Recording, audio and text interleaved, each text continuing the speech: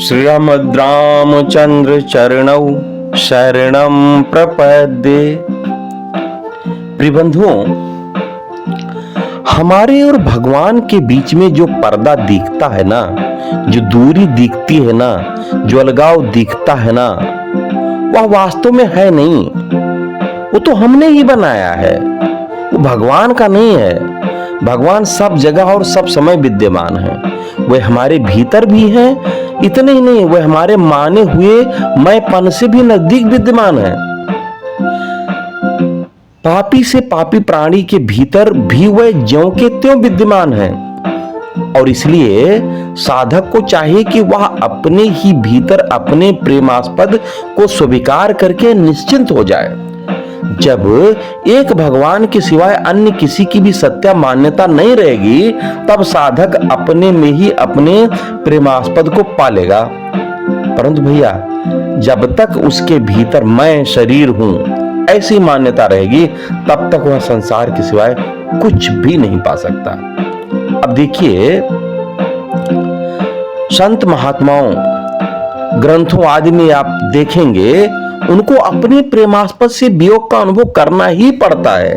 परंतु जो अपने में ही अपने प्रेमास्पद को देखते हैं, उनको अपने प्रेमास्पद से वियोग का दुख नहीं पाना पड़ता। अपने से अलग प्रेमास्पद को कितना ही अपने नजदीक देखा जाए, उससे वियोग अवश्य होगा, होना ही है।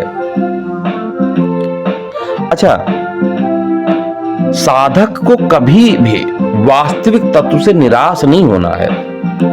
जो भी भगवान की साधना में लगे हैं, उनसे मेरा करबद्ध अनुरोध है, परीक्षाएं तो जीवन में आएंगी। देखिए, जो प्रभु परीक्षा लेते हैं, आपने देखा होगा, जब आप विद्यार्थी जीवन में थे, आपने बहुत सारी पुस्तकों का अध्ययन किया होगा, तो कुछ पुस्तकें आप ध्यान करिए ऐसी भी आती थीं जिसमें मौखिक प्रश्नों के उत्तर पीछे दिए होते थे कि का खा गा में से ये वाला है। ऐसे ही हमारे प्रभु जो भक्त वत्सल हैं, जो अपने भक्तों की परीक्षाएं तो लेते हैं, लेकिन भैया वह उन्हीं में उसका समाधान निहित करके सामने प्रकट कर देते हैं। अब परीक्षा लिखने का मतलब यह हुआ कि हमें उनमें दृढ़ विश्वास को बनाए रखना चाहिए, और जो दृढ़ विश्वास बनाता है वही एक्चुअली साधक कहलाता है। अब साधक को किसी भी वास्तविक तत्व से निराश नहीं होना है, कारण कि साधक में तत्व प्राप्ति की पूर्ण योग्यता, अधिकार और सामर्थ्य है। ये नियम कि जो सांसारिक सुख भोग सकता है, वो संसार से विमुख होकर आनंद का अनुभव भी कर सकता है। जो संसार में राग द्वेष कर सकता है, वो राग द्वेष का त्याग करके प्रेम भी कर सकता है। भाई, जो भोगों में लग सकता है, वह भोगों का त्याग करके भी। अब देखो, बात आती है, जैसे बहुत सारे ऐसे लोग होंगे जिनको मिष्ठान अति प्रिय है, लेकिन एक अवस्था आती है जब हमारे शरीर में, हमारे रक्त में शर्करा की मात्रा बढ़ने लगती है। जब चिकित्सक अपने परामर्श में लिख देते हैं कि अब आपको शर्करा का प्रयोग नहीं करना है भोजन में, या यूं कह लीजिए, जिन भोज्य पदार्थों में शर्करा की अधिक मात्रा है उनको नहीं करना है, तब आप मान जाते हैं कि नहीं मान जाते हैं? बताइए, मानते हैं नहीं? तो ठीक वैसे ही भैया, जब तक आपने खूब मिठाई खाई, लेकिन जब बात आई कि नहीं, अब हमको नहीं खाना है, तो आप धीरे धीरे उसका त्याग कर देते हैं। यानी कि हमारे शरीर में, हमारे मन में हम जिस चीज को करते हैं उसकी भी, और जिसको छोड़ना चाहते हैं उसकी भी, दोनों की हमारे अंदर सामर्थ्य है, करने की भी और उसको छोड़ देने की भी। लेकिन हमें अपने मन को थोड़ा सा नियंत्रित करना पड़ता है।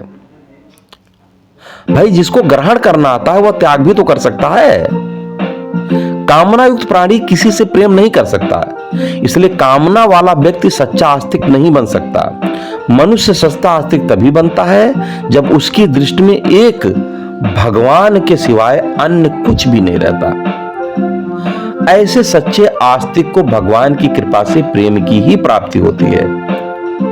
यद्यपि भगवान की कृपा सभी प्राणियों पर समान रूप से है, तथापि उस कृपा का अनुभव तभी होगा जब मनुष्य सर्वथा भगवान को ही मान बैठे, भगवान के सिवाय किसी अन्य की सत्ता स्वीकार न करे, भगवान का हो जाना ही माने। वासुदेव सर्वम योगिक्षेम वहां में हम की बात पर अमल करे। एक भगवान के सिवाय अन्य कोई भी हमारा भगवान नहीं है। जब हम परमात्मा के सिवाय अन्य किसी से प्यार करते हैं तब वह प्यार अपने तथा दूसरों का भी संहार करने लगता है। यह प्रेम नहीं है, यह प्रेमोन्माद है, मोह है। ये अपने देश का जो मोह है, ये अन्य देश का संहार करता है और कराता भी है। अपने संप्रदाय का प्रेम ही अन्य संप्रदाय का संहार करता है, अपनी जाति का प्रेम ही अन्य जाति का संहार करता है। अगर एक भगवान के सिवाय अन्य सभी इच्छाएं मिट जाएं तो भगवान बिना बुलाए आ जाते हैं और संसार बिना मिटाए ही मिट जाता है। उनकी प्राप्ति के लिए भविष्य की आशा रखना भूल है। अच्छा, कुछ लोग तो ऐसे आपने देखा होगा जो कहते हैं अभी मेरी उम्र ही क्या है, अरे भजन तो अभी तो भोजन कर रहे हैं, स्वादिष्ट भोजन कर लें, भ्रमण कर लें, इधर उधर रोमांस कर लें, थोड़ा और उम्र हो तो फिर भजन भी कर लेंगे। बंधुओं, हम आप यही भूल करते हैं। भविष्य पर कभी भी आशा मत रखो। ये जीवन, अभी हम आपके सामने कथा कह रहे हैं, थोड़ी देर बाद क्या होता है हम ही नहीं जानते। यदि साधक की दृष्टि में संसार सत्य प्रतीत होता है तो उसको दूसरे की सेवा करनी चाहिए। अगर उसका भगवान में पूर्ण अपनापन नहीं है तो वह उसको भगवान का भजन, नाम जप, स्मरण, कीर्तन करना चाहिए। अपने शरीर तथा संसार से लेस मात्र भी संबंध न रहे, यही त्याग है। और भगवान के सिवाय लेस मात्र भी किसी सत्ता को स्वीकार न करे, यह प्रेम है। तो आप समझ रहे हैं त्याग और प्रेम में अंतर क्या है। अच्छा, जिसके भीतर कामनाएं हैं ना, वह प्राणी प्रेम नहीं कर सकता, कर ही नहीं सकता। कारण कि कामनाएं संसार की और प्रेम परमात्मा की होती हैं। कामना युक्त व्यक्ति संसार के विषय का उपासक होता है और प्रेम युक्त व्यक्ति भगवान का उपासक होता है। संसार का उपासक परतंत्र हो जाता है, लेकिन भगवान का उपासक कभी भी परतंत्र नहीं, अपितु स्वतंत्र होता है। तो देखिए, कुल मिलाकर ये जान लीजिए, हमारे अंदर भी एक मार्मिक बात बताऊं, यदि मनुष्य दुख से बचना चाहे तो सबसे पहली बात तो अपनी सुख की इच्छा का त्याग करे। यदि रोग से बचना चाहे तो भोग की इच्छा मिटा दे। यदि अपमान से बचना चाहे तो सम्मान की इच्छा मिटा दे। और यदि शोक से बचना चाहे तो उसको हर्ष की इच्छा मिटा देनी चाहिए। तात्पर्य यह है कि दुख का निर्माण स्वयं हमने किया है। हमारी इच्छा के बिना कोई हमें दुखी या पराधीन कर ही नहीं सकता। और एक बात, मनुष्य को जिस वस्तु की आवश्यकता है उसको प्राप्त करने की सामर्थ्य उसमें विद्यमान है। तात्पर्य है कि मनुष्य जो कुछ कर सकता है उसी से उसकी आवश्यकता की पूर्ति हो सकती है। संसार भी मनुष्य वही आशा करता है जो वह कर सकता है। भगवान की भी वही आज्ञा देते हैं जो वह कर सकता है।